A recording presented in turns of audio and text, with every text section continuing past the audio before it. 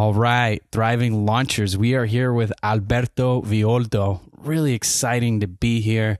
He's got some magic to share with us. Alberto, are you ready to launch? Yep, I'm ready. Let's go. Beautiful. You know, one of the things that you talked to me about, which just really connected with me and just made me feel so good, is one of the things that you told me you do every day, which is you say, thank you, thank you, thank you. And you really, for you, being in a state of gratitude and appreciation is super important. And I want to know, why is that so important when you talk to students across the globe, when you're doing your shaman work, when you're doing all the work that you do to help people across the world? Why is this thank you, thank you, thank you? Why is this gratitude so important? You know, we are so comfortable practicing gratitude when we get a great gift from the universe, or when somebody smiles at us or does something nice to us. But when we get a challenging, difficult test, when the universe gives us more than we can chew, those are the times it's really important to practice gratitude, even if you don't understand the lessons yet. So I like to pay my gratitude forward. So every morning I say, thank you. I feel so blessed to be in a body in this beautiful world. And then I look around and see the madness of the world that we're living in. And it gives me a perspective and an ability to become an agent of positive change and not get mired in what's wrong. You know, if we just do a little practice right this moment and we say to ourselves, I hate you. And then we say to ourselves, I'm grateful for you. Just that alone, you can physically feel it in your body, the difference between those two things. And so I think what you're saying is so important. And so many of our guests talk about gratitude because it is that highest vibration, one of the highest vibrations that we can access. Can you tell me a little bit more about your practice around gratitude? Well, my training is with the shamans. So I spent many years as a medical anthropologist in the Amazon and in the Andes Mountains, working with indigenous communities that had had no contact with the church or with the state or with the Western mythology. And the Western mythology is a very masculine one. It's a very abrasive, aggressive, dissecting. Our medicine is about antibiotics that kill things and chemotherapies that attack. And they have a worldview that's very feminine, that's very participatory. And the way that you get to participate in creation is by creating. And gratitude is what takes you to that place of grace, of being able to take on the stewardship for everything that you see around you, for the earth, for all living beings, and for a moment that sometimes may feel that it's very out of integrity. But as you hold that presence there of beauty and of co-creation, then truth emerges out of that situation. And I think that we're all called to that practice today. Today, I feel that we have to stop looking for truth or for beauty and begin creating beauty and bringing truth to every moment and every circumstance that we find ourselves in. And for the ancient earth keeper traditions, the Aboriginal traditions of this world, and remember that we're all Aborigines, we are all native peoples of this earth. These ancient shamanic and feminine traditions were founded on the practice of immense gratitude.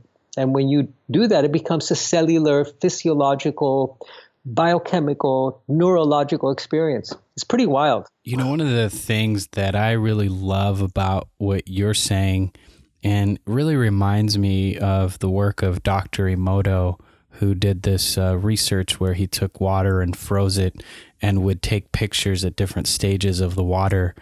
And he would put words on these little containers that the water was held in, and they would be in various languages so that the people taking the pictures wouldn't know what the words said, therefore kind of eliminating this, the impact that we have as researchers and our own biases. And he noticed that when we had words like I love you, I care about you, these very beautiful crystals would form. They'd be very complete. They'd be very unique. And then when he put words of hatred or anger, They would never really completely form into these beautiful crystals.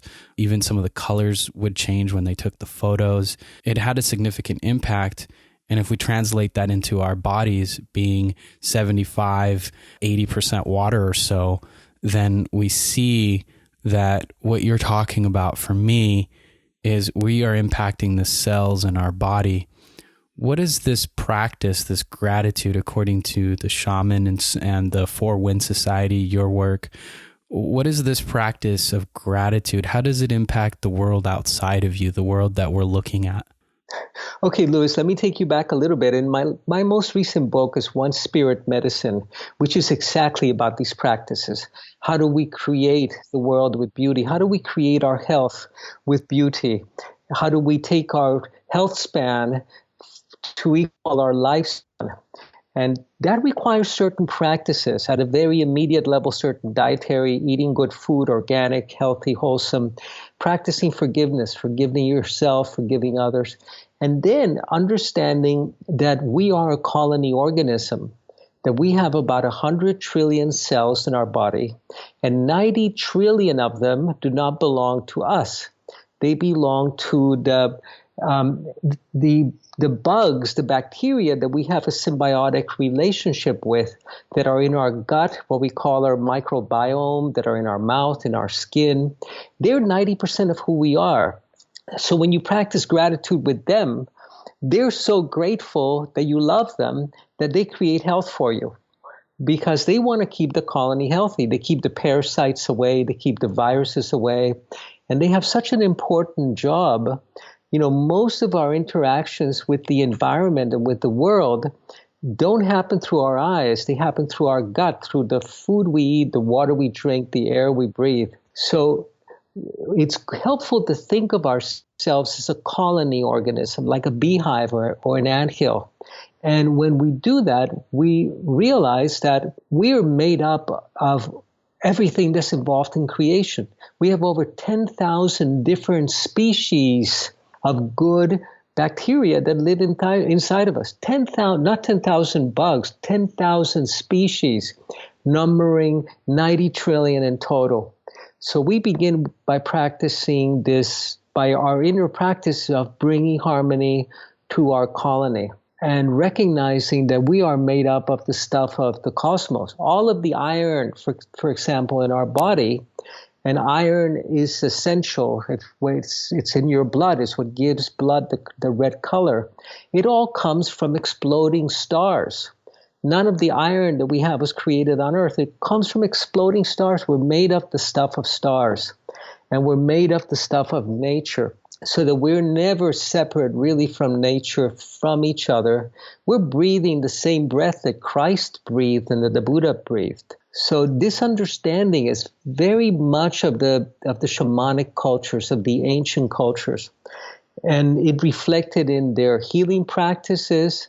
For example, their healing practices are founded, which I talk about in One Spirit Medicine, on the notion that if you create the conditions for health, the emotional, the spiritual, the nutritional conditions for health, then disease goes away. You don't have to treat disease. So if you create the emotional, physical, and spiritual conditions for peace, then conflict goes away. You don't have to deal with conflict. It simply goes away because you've created peace. And that way you take part in completing the process of creation that the Great Spirit charged us with. Getting a little bit off subject here, but no, you're totally on subject for me, and I follow you. Recently, we interviewed Donna Schwenk, who talked about probiotics and all these different little things that are in your body, and she was saying a lot of the same stuff that you are. She was talking more specifically about enzymes and probiotics and how they help you, microorganisms. And it's just really cool how there's this loop, this circling back, and how complete you are in your explanation of why this practice of gratitude is so important.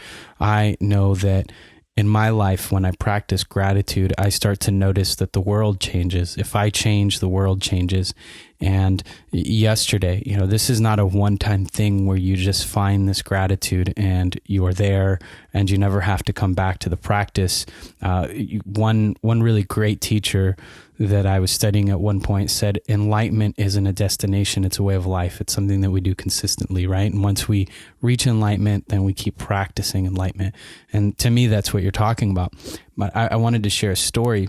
Is yesterday, Kamala and I were in a coffee shop, and I got fairly upset, and I was in my head, and I was getting frustrated, and I was, creating tension within myself. And then the man sitting across from me got in some kind of argument with another guy that was outdoors. Somehow they looked at each other from inside to outside. They were looking at each other. The guy from outside came in and they started arguing and kind of threatening each other with physical altercation, talk like, hey, I'm going to beat you up and yeah, let's take this outside. And in a way I felt like, wow, the only reason that I'm witnessing this and I'm so close to it is because that's what's happening inside me. I felt that there was a fight inside me happening. And I wasn't in a good state. And that was a good reminder, those people outside of me, to go, wait, like, is this the world that you want to be in? Yes. So Louis, now the task of the shaman, and I invite you to practice this next time, is to heal it immediately within you and notice these two guys shaking hands and hugging each other. So we got to internalize the practice. The world always will mirror you back, of course, but that mirror is an invitation to take action. Otherwise, we become caught in the mirror itself, and this is what happened to Narcissus. We start to believe that the world is all about us, when it's really all about creating. And as you shift that very quickly, not just imagine the world mirroring back an inner condition. And I think that this is the great challenge that we have, all of us who were raised in a counterculture, looking for a new spirituality, and that will eventually lead us back to the ancient feminine ways of saying, wow, I've created this drama, now let's change it. And then eventually we can change the world. We can create world peace, and we can create clean rivers and clean air. So today, for me, our spirituality and our inner practices have to become political in some way. We have to understand the impact that we can have on the world, and that we're having even unconsciously, as this argument that you so sweetly created. And I want to tell you a little story. I was driving with a friend of mine, and we were driving to my office, and my office is where we do all of our enrollment in our training programs, is in an area where there's no parking. And my friend said to me, look, I'm gonna manifest a parking spot. I do this all the time, he said to myself. Every day I can create a parking spot and it's there waiting for me. And he created this beautiful parking spot right in front of my office. And I turned to him and I said, look, if you're so good at this, why do you have to keep doing it every day? Why don't you do it today for the rest of your life? And he said, So we have to accept an invitation that Spirit is making to us right now to step beyond the immediate, and in the Native American traditions, you speak about 7 generations. Every action, every thought that you have, how it has an impact for 7 generations into the future and into the past. And that's what my work is about today. Is about training modern shamans, that we can begin by changing our health and our healthcare systems, and to create health, which is founded on creating inner peace and light. The more light you have, the healthier you are. But we know that, don't we? Yes. I really appreciate your perspective on, instead of looking at it as the whole world is about me, just mirroring my internal experience, it's about what we're creating. I'd love to hear a little bit more about that from you. This is the mirroring back. The mirroring is such a discovery. When you discover what Lewis was saying, wow, the world is mirroring perfectly my internal state. And some days you just don't see the flowers are all around you, and some days that's all you see. And some days you manifest in front of you inner conflict, or you manifest inner beauty. And discovering how the world mirrors back to you the condition of your love and of your intent It's such an awakening. And then for the shaman, the second awakening happens when you understand that you can change the dream, that you can dream the world into being differently, that you heal it within, you change it within, and suddenly the flowers have always been there. Suddenly there's peace in the moment. There is, the conflict ceases. And that's an incredible realization when you understand that you can change everything if you change your internal map. You change the map and the world changes. And the way that I like to describe it is that in the West, we are people of the precept. We get precepts. Precepts are rules. So we get 10 commandments and we get laws, and we elect lawmakers and legislators and make more laws. The Greeks were not people of the precept. They were people of the concept. They knew that there was nothing as important as an idea whose time had come, like democracy, for example. That comes from the Greeks. Well, the shamans are neither people of rules. They don't have laws. They don't have too many ideas or concepts, but they're people of the percept. They know that whatever you perceive is a reflection of an internal map of reality that you carry, that there's no inherent reality to it, that all of perception is projection. All that you perceive is a projection of an internal map, and then you confuse that for reality when it's really the world that you're dreaming into being. And then you can take part in dreaming the world into being more creatively, and not just living out the dream or the nightmare, for example, of the genetics that run in your family that tell you how you're going to get sick and die, or of the emotional dramas that our mothers and fathers had that tell us what our emotional landscape is going to be like. So we can dream that differently then. And this is a tremendously empowering discovery for the shaman, because then you begin to co-create. You begin to take part in creation with the Great Spirit. So my question here for you, and really brings us back to the beginning, because we talked a lot about what will happen to your world and the importance of this gratitude practice, and the foundational, and then just kind of, we just really open it all up as to why gratitude is really the seed of living a beautiful life, and why it's so important for the shamans, why it's so important for you, why it's important in the work that you teach. And it brings me back to the very beginning. How do we practice this and do so authentically? I know that sometimes I will get into a state where I am really feeling grateful, and I am really appreciative, and I am authentically, genuinely, my whole being is involved. And there are other times when I really want that feeling, and I'm going back and mimicking the practice, or I'm mimicking the state, the emotions. I'm trying to put myself in that space, but it doesn't feel quite the same.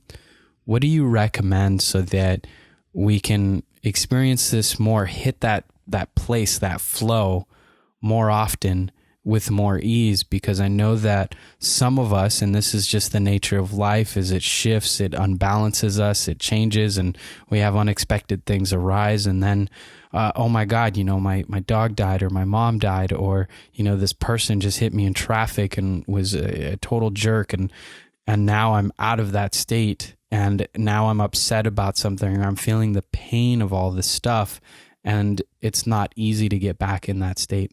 What do you say about that, and so that we can have some sort of daily practice or way that helps us? Louis, I have two dogs. I have two German Shepherds, and I feed them in the morning and I feed them in the evening.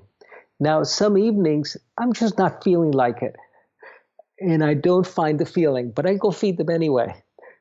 So I think it's important that that's why we call it a practice.